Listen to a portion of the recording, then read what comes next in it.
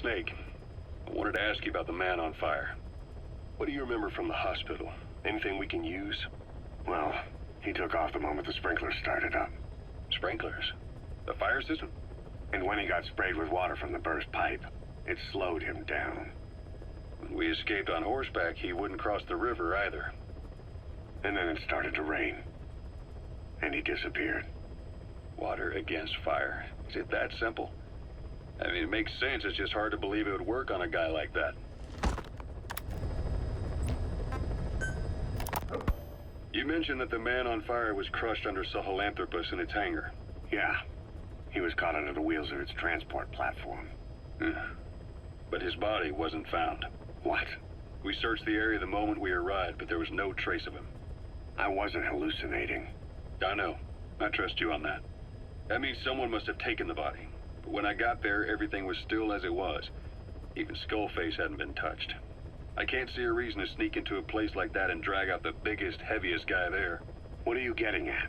The only option left is, he got up and walked away. That platform ran him over. Just ran him over. You're saying that's not enough? I don't want to believe it, but maybe not. He shrugs off bullets, even rocket strikes. There's no reason to think that would finish him. It seems ridiculous, but I'll start gathering eyewitness accounts just in case. If you dig up anything concrete, I want to know. You'll be the first, if I dig anything up. But I hope to hell I don't. No kidding.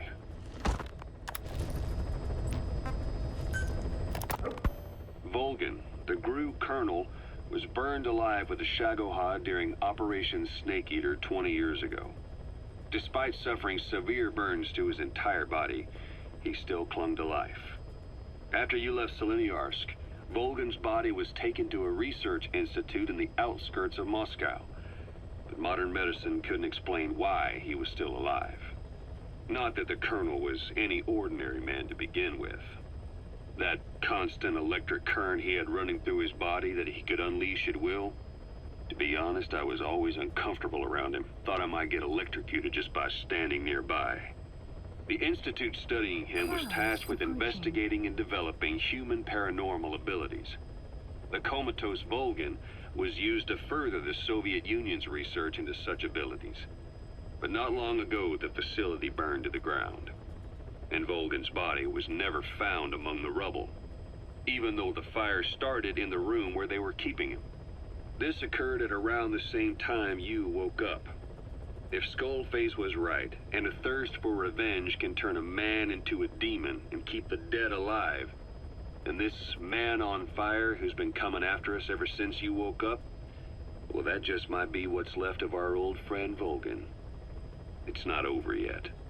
Back in '64, in Seleniarsk, you brought his plans for a utopia down in flames.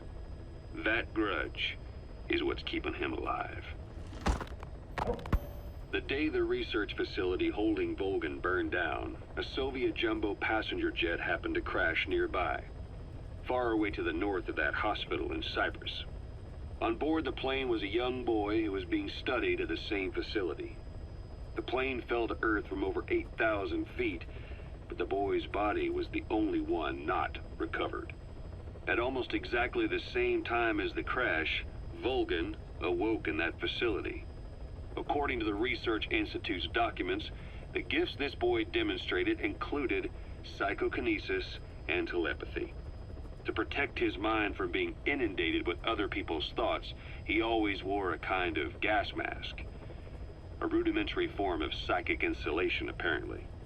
We don't know where this boy is, but if Skullface is connected to him, we may cross paths with him yet. This boy is part of a new age where nothing we understand about the world makes sense anymore. Don't let your guard down.